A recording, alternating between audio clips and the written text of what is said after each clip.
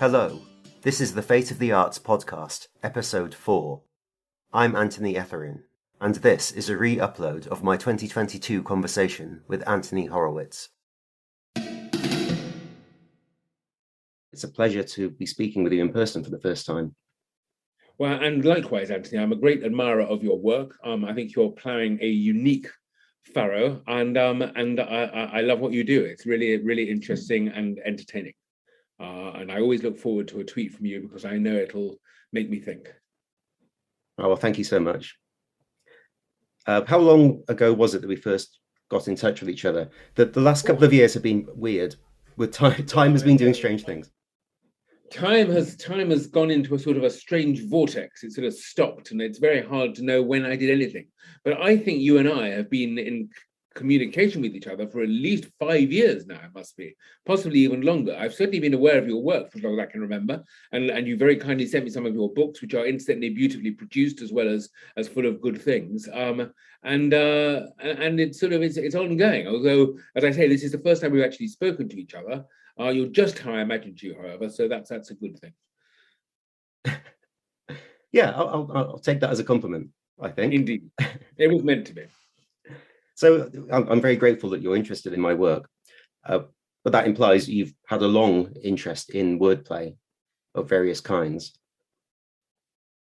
Yes, definitely. I can track my love of wordplay and puzzles, anagrams, acrostics, palindromes, the whole world of sort of of destructured language, if you like. And I can trace that back to my very early teens, actually.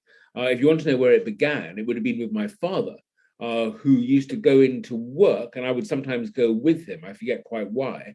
And he would take me through the Times crossword on the train. So in my teens, I was starting to do the Times crossword, which I still do to this day. And it's still one of my favorite crosswords. But that, I think, instilled in me this idea that words can conceal things, or that you can hide the meanings of words in strange phrases. And I quite like that. I mean, I'm a murder mystery writer, so it seems only fitting that words themselves should have some kind of mystery attached to them. Yes, definitely. So do you still, I take it you still do the crossword all the time? Not all the time. I mean, unfortunately, my life is so busy that the luxury of spending an hour on a crossword is not one that's available to me. But I normally spend 30 minutes every morning. I set myself for sort of a 30-minute target on the Times crossword, and if I haven't completed it, then I can press the button and see what the answers are. Yeah. Have you got caught up in this Wordle trend? I do Wordle. Yeah. To be honest with you, I find it a little bit too easy, which may sound a bit boastful, but actually, when there are only 26 letters in the alphabet, and you're given 5 chances to guess a 5-letter word. So just by a process of elimination, you're almost certainly going to solve it. That said, however, I find it enormously addictive and entertaining. I mean, it is a lovely little puzzle. And I worry about the day when the New York Times either starts putting adverts in, or putting a paywall around it, or spoiling it in some way. There are those who say they already have, but I don't think that's true. I still enjoy the puzzles, and it's a nice way to start the day. It is, yeah. And 2 episodes ago on this podcast, I said it was too easy. So don't worry. If people blame you, they can blame me too. I mean, and also what's interesting about it is it's actually based on a board game, a sort of a board game that came out, I think, back in the 70s, called Mastermind. And basically it was exactly the same principle. It was, instead of letters, it was colored pegs, and you had to guess. It was a 2-person game, so one person can see what the answer is and the other one has to guess it. And it used exactly the same principles, really. But I've said it. It's fun, and I do it pretty much every day. This morning I did it, I think, in 3. Oh, I think I was 4. So you win. Maybe I'm getting confused. There was one that was quite difficult this week. But look, one thing I never do incidentally is tweet about it. I know some people are tweeting the coloured patterns of their thing and commenting on it and such, and that to me is sort of, it feels almost socially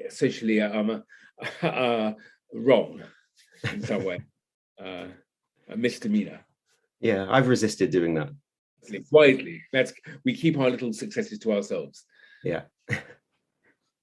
So, well, let's talk more about constraint, because I'm very interested in how constraint is used in writing novels. where I suppose you're talking about a plot constraint. And I think in particular with detective novels, I'd really like to know how the premeditated structure of the novel works with improvisation within the novel. Like, for example, do you know the killer at the start when you start writing a novel? Of course, I have to. And incidentally, I would never say that I use constraint at all, because you do. And in your work, one of the things that's interesting is you set yourself absurdly difficult challenges, and more often than not, manage to champion them and make something that actually can be beautiful or make sense or be profound. And I find that really impressive. You do that, but you set up these extraordinary rules for yourself. Not only sort of palindromes, but palindromes where you use 2 letters instead of 1, and so you're doing things in pairs and all that sort of stuff. But for me, the obvious answer to that question is of course I know who did it. How can I begin to write a murder mystery without knowing the actual core of my story, which is that one person has murdered another person for a reason? And from that is, if you like, the dartboard center. It is a bullseye at the center of a dartboard around which you can then construct the entire board all the way up to the sort of the double scores at the top, which are your peripheral characters and your red herrings and all the rest of it. But the analogy I always make about what you call constraint is that by structuring a book very rigidly and knowing pretty much everything in the book before I begin to write, not all of it, but about 70% or 80%. But by knowing that before I begin, it is as if I am buying myself a map of a city which I am visiting for the first time.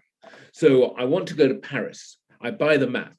Now, having the map in my lap does not mean that I am constrained. It means the exact opposite. It merely means I know every single street and every possibility, and wherever I happen to be, I'll be able to find my way back to where I was intending to go. And it will also make it more economical and more pleasant in that I will know that if I'm visiting the Notre Dame in the morning, that I'm actually only a short distance from the Louvre in the afternoon. Rather than trying to duck all the way to the other side of Paris to see something and coming back again. So in other words, the map, the structure, the plan shows you what is possible and allows you to find your way around. It doesn't constrain you at all, it liberates you. Yes, well, I completely agree. I would say that the same is true of constraint-based poetry. It's the constraints that liberate you. It's for one thing, it overcomes writer's block when you have all these things mapped out for you and you know the avenues to go down.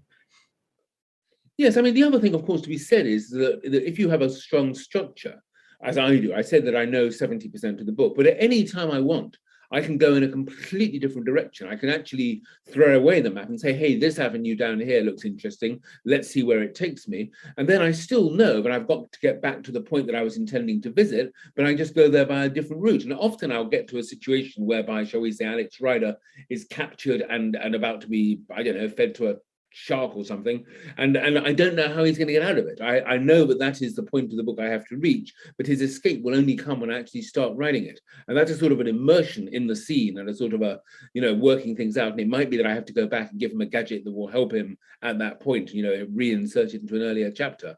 But I often leave room for myself to be surprised and to be puzzled and to be stuck, simply because that is the fun of writing it. To know everything before I began writing a book would become a little bit sort of predictable and sort of dull. Yes, I suppose there has to be that element of freedom to make it interesting. Yeah. So let's take an example then. Your book, Magpie Murders, which is a fantastic book. Thank you. And now a fantastic series, which I just saw last week. And it's amazing. 6 episodes, all brilliant. The final episode is amazing. I've got to say we're very, very happy with how well it's done and how it's one of those cases where everything in the shooting went exactly how we wanted. We had a fantastic cast. We had the most brilliant director. We had wonderful music. We set design. Everything couldn't have been better. Peter Cattaneo, who was the director and who had done the Full Monty, was a genius. And again, it's quite interesting to watch him directing because it's as if he comes to the set with a 1,000-piece jigsaw in his head. And he knows every single piece of the jigsaw, what is on it, how it's going to fit, the size of it, before he begins shooting. And somehow he carried it all with him. And then at the end, in the editing, when it came together on the screen, I couldn't believe what a fantastic job he'd done and how clever he was. So, it's been a very happy experience making it. And I'm so glad that you enjoyed it. Yeah, and I enjoyed the book too. When you sent it to me a couple of years ago, thank you. And My pleasure. and of course, it really appealed to me for a couple of reasons. One, I don't know if this counts as a spoiler, but if we can say that anagrams are involved. Yes, that becomes certainly in the television show. The anagrams are clearly to the fore. But yes, there are all sorts of puzzles hidden inside the text, and that's even more the case, incidentally, with Moonflower Murders, the sequel, Yeah, where a number of puzzles exist purely in sort of, I don't know what the word for it is, in a sort of iconic grammatical form rather than in actual, traditional clues. yeah. Moonflower Murders is also a wonderful book. Was there a sense that you were trying to top what you did in Magpie Murders? I wouldn't say that. I mean, well, listen, I'm always trying to top what I've done. My hope is always that my next book will be better than the one before. I'm a sort of writer who always is striving to do things differently and to do things better, because I believe that writing is an adventure, and I'm not interested in just repeating myself and doing the same thing over and over again. I wrote Moonflower. I was never going to do a sequel to Magpie Murders. It was a standalone novel. But when my wife Jill Green said she was going to produce a TV show and mentioned that it would be easier to get the money to raise the money if there was a sequel, I began to think how I could oblige her. And Moonflower Murders popped into my head. But I wouldn't have written it if I hadn't found a different way of doing the same trick. Magpie Murders, for your listeners who don't know, it is about a novel that is missing its last chapter. And that novel is actually written in its entirety inside my novel. So you get two novels, as it were, for the price of one. How could I do that a second time, to have a novel inside a novel? And what would be the reason this time? It required a completely different sort of approach and a different perspective. But it was only because that I could think up a new way of doing it that I agreed finally to start writing it. And it was a joy to write. And I can't wait to start filming it, which we hope to do next year. Oh, fantastic. That's good to know. It's so with both of these books, you're dealing with a novel within a novel. And so I said that there are two reasons that Magpie Murders really appealed to me. One is the anagrammatic element, but also this idea that you are playing with structure on a larger scale. Yes, I mean, these books, both of them, Magpie Murders and Moonflower Murders, I always describe them as being like a Swiss watch, which is to say that the parts that make it work are incredibly complex, and there are a lot of them. That the way things have to connect with each other, cogs and wheels and springs and diamonds and whatever else you get inside a watch, it's very intricate, but the effect for the person reading the book should be the same as looking at a watch. You instantly know the time. It's not complicated. So you've got a very, very complicated innards and mechanism producing a story which is easy to follow and which gives you pleasure. And that's what I was aiming for. But constructing these stories was an enormous amount of work. I have notebooks, which I don't know if you have things like this, Anthony, but this is just a notebook. This is the book I'm writing at the moment, and just a number of questions and thought. This is just one book, and this is all the things I'm asking myself about my current book. It's still my current book. Just to make all the pieces come together and give people that buzz at the end. That takes a lot of planning. Yeah, you are. I only have a very outside perspective here, but you seem to be incredibly busy all the time, incredibly prolific, and I imagine incredibly disciplined. I wouldn't say I'm disciplined. It's not a word I would use to myself. I think discipline is where you don't like doing something and you have to force yourself to get out of bed and do it and say, I'm going to do 6 hours a day and so it's not discipline because I love what I do. And therefore, if there's any discipline that's involved, it's remembering I have a family, I have a dog, I have a life, and that there is fresh air and there are things outside to do. And I cannot sit here at this table 24/7. So discipline, no, it's more to do with just passion and love and also, as I get older, a belief that reading and literacy have a value and that I'm actually doing something quite good, really, in a way. So that's what sort of motivates me. In fact, I've done rather too much already this year, and you may even in talking to you, I'm struggling to find my words because I have written pretty much 2 novels this year. In the last 6 months, because I have my James Bond novel coming out in May, I think it is, and the new Hawthorne in September. And it's just, I've done rather too much. So what I'm looking for in my later age is ways of trying to do less and quieten things down. Well, let's talk a bit about your aesthetic, because I think another, perhaps something we have in common or a shared interest is that you are experimenting with structure, especially in the two books we've mentioned, but also you're doing other interesting things with your novels. Like you mentioned the Hawthorne novels, you put yourself in as a character. So there's an experimental edge to what you're doing, but you also have great reverence for genre and tradition, which is something I relate to with my poetry. I think I like very traditional formal poetry, but also extremely strange avant-garde poetry. I can see that in your work, definitely. For me, I'm writing one of the oldest genres there is. Murder mysteries have been around for a very, very long time. One thinks of, all the greats of the golden age of detective fiction, from Dorothy L. Sayers, Agatha Christie, of course, going back to Sherlock Holmes and Conan Doyle, and that sort of what is sometimes called cozy crime, which is actually a phrase I'm not that fond of, because I don't think it is quite that. Crime is never cozy. Killing somebody else, is always has an edge to it. But my problem is this: is that I don't want to write books that are predictable. I don't want to write books like books that have already existed. When my publishers first suggested to me that I might like to do a series of detective stories, my first thought was, well, who is a detective? Is he or a she, or an alien, or an animal, a robot, a vampire? Is he fat or thin, in a wheelchair, a drunk? What? And I realized very quickly that every single detective you could think up has already been thought up. And so already it became less interesting for me, because all I would be doing is copying what other people have done, Agatha Christie or whoever.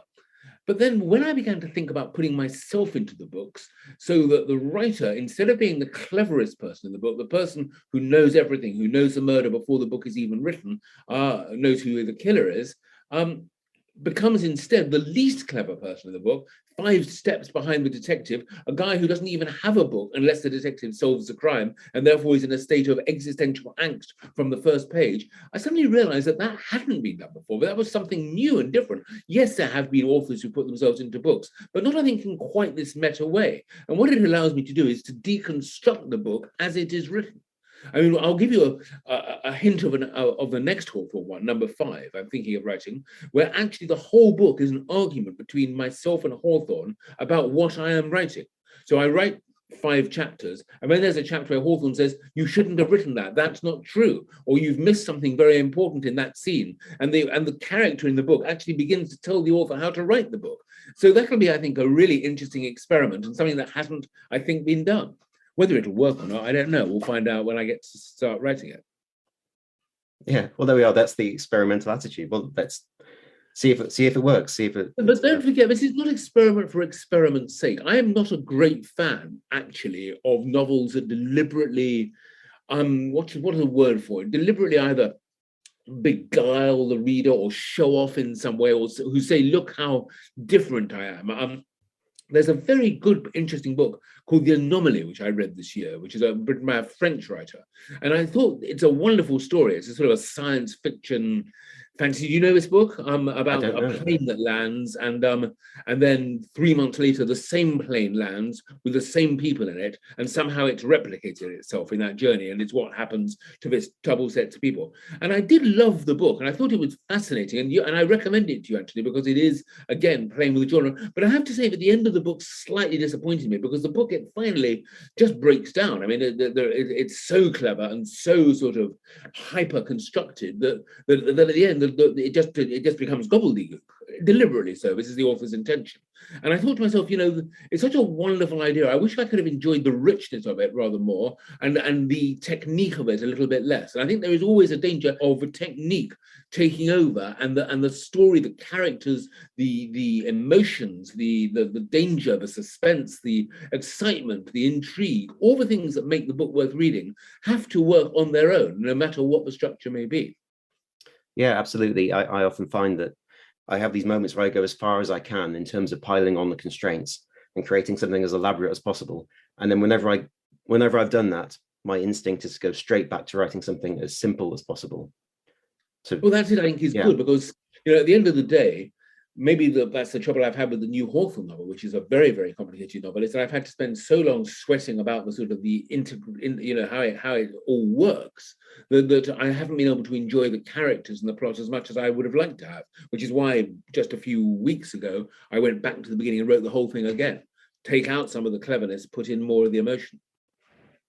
Yeah, it's a constant back and forth, because there is obviously the appeal of something extremely structurally complex, and it's like an addiction for me. I have to keep going for it. But then, like I say, I still want to write poems that are fun.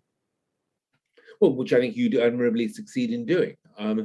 There is a difference, if I may say so, which is that, that I am in the mass market. I mean, these books are being written for a publisher who is expecting to sell a certain number of copies, and therefore they can't put an audience off. They've got to be populist, which I don't feel bad about. I mean, on the contrary, I write books to sell books, or I write books. I want people to read books, I should say. How they get them is neither here nor there. But it's an interesting question for a writer, which is, do you do what you want to do and what you think is fun? Do you go like James Joyce writing Ulysses and do a sort of a stream of consciousness, or like the writer of The Anomaly and do something which is completely breaks down the whole literary form? Well, he's sold millions and millions of copies, so he hasn't done too badly out of it. But there is, I think, a danger that you can actually end up writing for an audience of one. And that's something I never, ever wanted to do. Read a poem by Stevie Smith called, I think, The Weak Monk. And it gives you my philosophy in one poem. Yeah, I mean, as you mentioned, there is a difference between being a novelist and being a poet, especially an experimental poet. That you could say I don't have to worry about if the audience is loving what I do or not, because there's no audience. But of course there is an audience to some extent, and I do get, for example, on Twitter, of course, I do see which poems are popular and which aren't, and then I think, well, do I lean more towards those, or do I rebel and do something that nobody's going to like? Well, I mean, I think it's a combination of both. I mean, I try to write stuff that amuses me and keeps me intellectually alive, but at the same time, I never lose sight of the fact that there is a paying audience for these books who want a murder, and they want clues, and they want a solution, and they want to be baffled, or better still, either to guess the ending, or at least to have the pleasure of getting to the ending and saying, "Oh, of course it should have been like that," and that's the sort of the first thing I have to do. Yeah, so let's go back to the TV show, which I say it's wonderful, and you wrote the screenplay as well. I did. I've also recently watched all of there are only 2 series so far of Alex Rider, and I wanted to ask you about this because this is something that has been adapted, and of course updated, because the novels are 20 years old that they're based on, I think, or nearly 20 years old. So, what was that like, seeing somebody change your story? Well, I've worked very closely with Guy Burt, who has adapted the 2 Alex Rider books. He's done an extremely good job on it. And when it was first suggested that we were going to do Alex Rider on television, the first thing I said was I didn't want to adapt it. First of all, I had already worked on the 2003 film, which didn't work for all sorts of reasons. And so I felt that in a way I had blotted my copybook on Alex Rider adaptations. But I also, more to the point, really realized, and instead I should add that I do love that film. I'm not decrying it, but financially it didn't work, and I think that it just somehow something went a little bit wrong in the mix. But anyway, I thought that having a fresh pair of eyes, somebody who was a bit younger than me perhaps, would be a good idea. And I think Guy could not have been a better choice. We worked very, very closely on the books. I had 2 hats on. One was the executive producer hat, which gave me very little, but the other one was the author of the books hat, where I could say, listen, Guy, this scene where Alex shoots somebody, I don't think we should do that. He never really has a gun, and I would prefer it if he didn't. And it was a very happy collaboration between the 2 of us. Guy has a brilliant ability to describe teenagers, to get into their heads, and into the modern young world, which he does it much better than I could. And I just do take both my hats off, my executive producer and my author hats. I take off to him and to his insight. Yeah, I mean, one thing that struck me while watching it was the technology that's involved, which of course this is a difficult thing to do because the novel was written so long ago now that the world has changed, and this is meant to be a secret MI6 organization that they're of course going to have the cutting edge technology that exists now. Of course, but why have the Alex Rider books lasted 20 something years now? Well, first of all, we do update them. I mean, occasionally we go in and look at the gadgets or whatever's there and take out stuff that no longer works. I remember, I think it is in Point Blank that Alex has a gadget which is a CD player that turns into an electric saw. And it's a great little idea, but sadly, I don't think there's a child on the planet now who knows what a CD is or a CD player. What does it do? So that had to go and be changed. I believe there are still some references that baffle kids. Alex is taking his O-levels, I think, still in one of the books. But the point I'm trying to make is that technology and modernism and modern language and modern attitudes are not really what the Alex Rider books are about, because they are classic stories. At the end of the day, Alex is a classic character, with an arc that is very I think I'm going to say it's easy to follow, but what I actually mean is that it's very easy to sympathize with. That you know where he's coming from, you know who he is. He's not a kid who wants to be a spy; he is a reluctant spy. And these are things that are perennial and which don't need changing. So the actual changes we do make, the little sort of nips and tucks, the bits of technology that have to come out, the bits of language, they're very much on the edge. They don't interfere with the core of the work. I don't incidentally often use modern language in the sense of sort of cool, wicked, sick, or whatever it might be, because they change so fast, but the book will feel out of date in a month. Yes, that's a good point. So the first series is the second book, if I'm right. That's correct, yes. And the second series is the fourth book. Yes.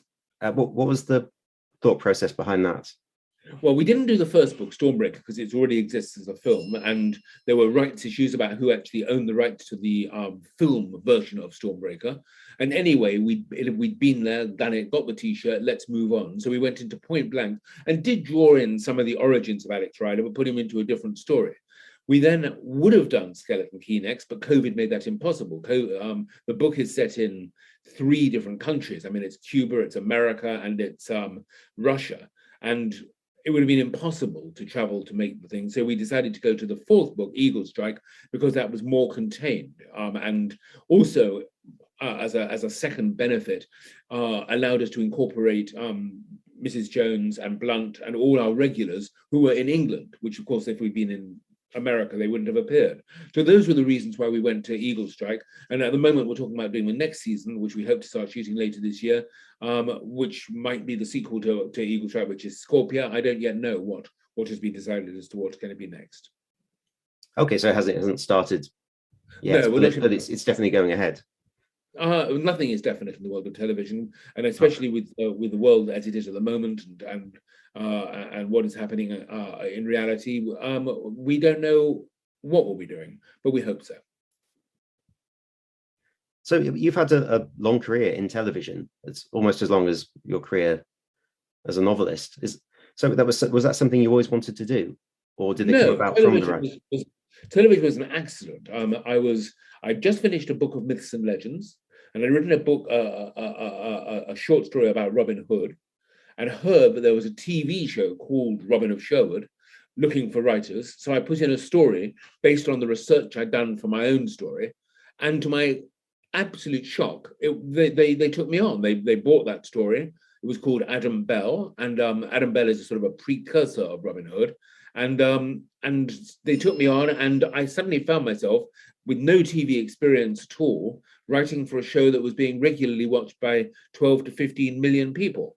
It was a real baptism of fire, and the first script went well, so they took another 4 from me, and I absolutely loved the world of it. I loved working with the producer, Paul Knight, who became a very dear friend of mine. Sadly, he died last year. and Richard Carpenter, the original creator as well, a mentor, somebody who taught me so much about TV writing, also now no longer, sadly, with us.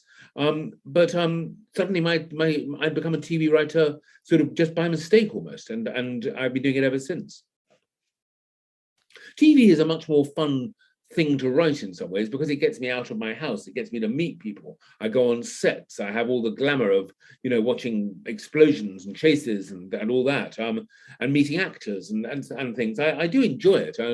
Writing a book is a lonely, solid business, and a book is 88,000 words or 100,000 words. A TV script is only 20 or 30,000 words. So, it's a much lighter experience. I love both, but I'm glad I have TV writing to get me away from myself. Yeah, I was going to ask you which is more fun, but I suppose that's a stupid All question. my writing is fun, to be honest with you. It's a fairly reasonable question. I would say that probably TV and film can be more fun. It depends who you're working for. You work for someone like Harvey Weinstein, who was the executive producer or creative producer on Stormbreaker. You're going to have a miserable time. I mean, because your work won't get to the screen. But on Magpie Murders, working with my wife Jill Green and working with PBS in America, who were the main sort of, the main creative force in terms of notes and sort of guidance, was a joy. It was a total pleasure from start to finish. I've never yet worked for the BBC and had an easy ride. I mean, that's always notes and problems and arguments and it's always a bit snarly. So television at its best can be a joy. At its worst, it can be torture. So what about the difference between television and film? How have those experiences differed? Of course, that's changed in the last 2 years. Film seems to have sort of almost bowed out, and now everything is released either on Netflix or Amazon, and there's a very, very thin line between television and film. I have always found film quite difficult as a world to be in. The main reason being that if a film, an average film costs, shall we say, £50 million, or even 100 or 200, Mission Impossible, the new one, is apparently 300 million, who knows? But that means that every word spoken by every actor is going to cost like £10,000. And therefore, the amount of nervousness and fear about every last full stop, every last, whatever it is endless, and for the writer to sort of navigate that sort of terror that comes with making a film is quite a difficult business. Television is also expensive to make, but at least it is more in your control. You are closer to the decisions. You are closer to the seat of power. You are not the seat of power yourself. No writer ever has control, but a writer can at least have the feeling that they are current with what is happening. I don't think you get that every time in film. Also, you get fired in film pretty fast. Yeah, it sounds a bit stressful. Stressful is the word. Yeah. Well, I wanted to talk to you about, we mentioned genres earlier. I'm a big fan of horror, and I know that you've written horror in the past. Are there any plans to write more horror? Not at the moment, because I'm just too busy and I've got so much happening. But actually, having said that, my next project for Jill is it's a 6-part TV series called 9 Bodies in a Mexican Morgue. And that is on the edge of horror. I mean, it's not supernatural horror, but it does have some extremely gory deaths in it, and quite a lot of them, from a title you can guess how many, in fact. So that's sort of on the edge of horror. To do I would quite like to do a supernatural horror film, something like The Omen for the 21st century, or The Exorcist, one of the sort of great horror films, or something in the Hitchcock vein, Psycho. I mean, these all will have great appeal to me, but there are no plans in my head at the moment because I'm, apart from anything else, I've got Hawthorne to finish, and then Bodies to write, and then hopefully Moonflower Murders after that, then another Hawthorne after that, another Alex Rider quite soon. There's just a pile of to-do projects on my desk that just sort of touch the ceiling, and I can't really insert any more into it. Yeah, I always thought if I write a novel, it will be a horror novel. It's that's my thing. It's on my to-do list. I don't know why you haven't already written the first 50,000 words. I'm sure I could find time to write a novel. I think I'm putting it off because of good old-fashioned fear of failure, I think. but maybe I should just leap in. I mean, would that be your advice to people who are contemplating it? Just go for it, just work, just put the work in and you will get the results. I used to say that. I don't completely believe it anymore, because I think you've got to be able to write to get results. And some people think they can and they can't. But I would say that if you are driven to write, that is the first sign that you are a writer, that urge, the desire to write, the fact that you can't stop yourself writing. I get a little, I just talking to you a moment ago, I was getting a little bit hot under the collar because you were doing the conversation, which I sort of slightly get nervous about, which is I'd like to write. I wish I was writing a horror novel. I'm thinking about writing it. And I always think to myself, no, don't say that. Just sit down and do it.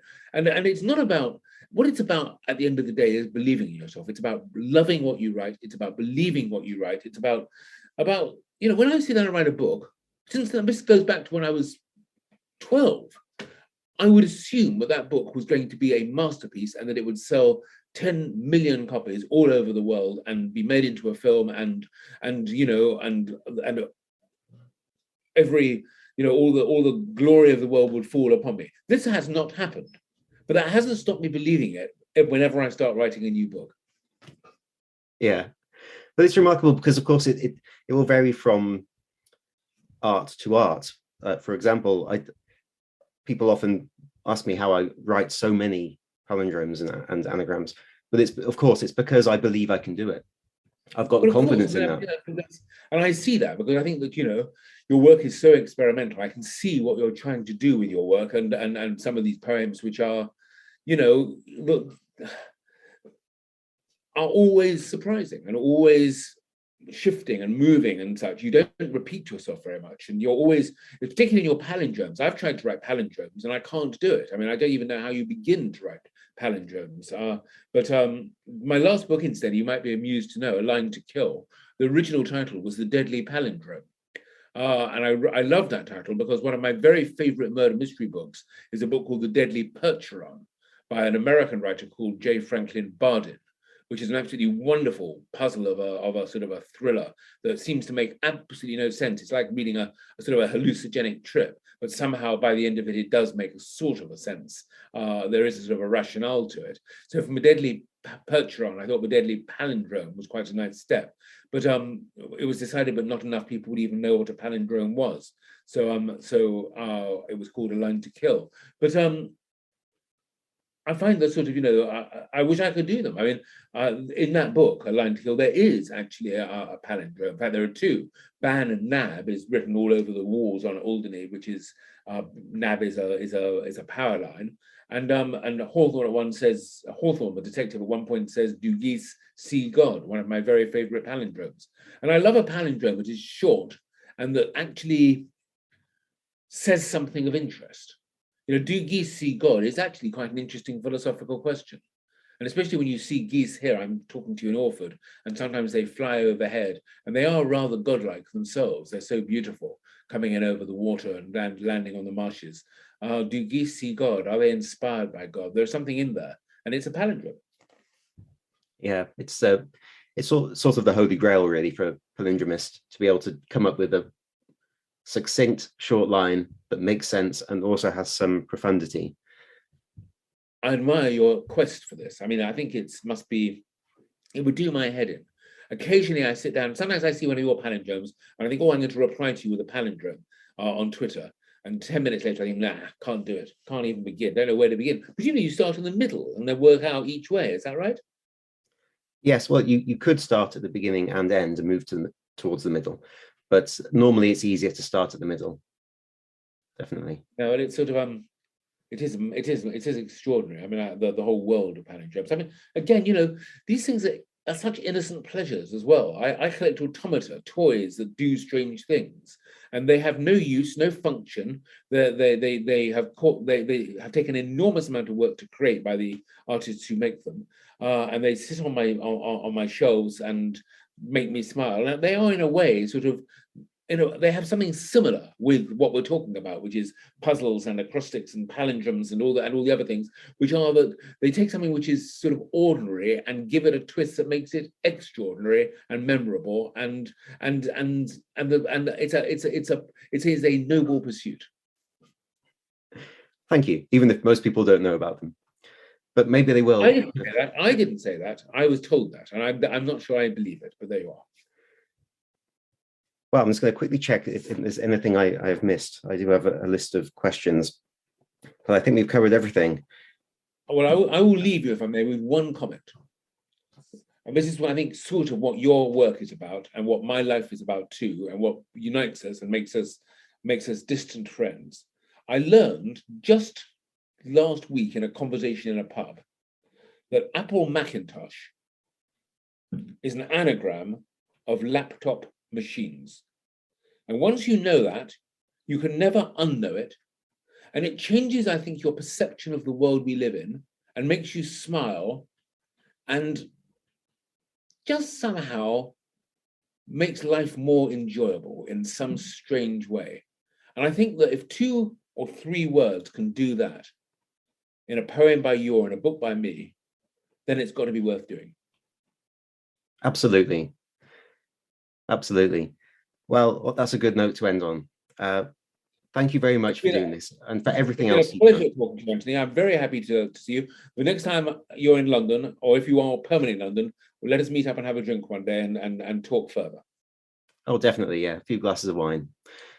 Absolutely. Look after yourself and keep well, and thank you for your time. Yes. Thank you very much.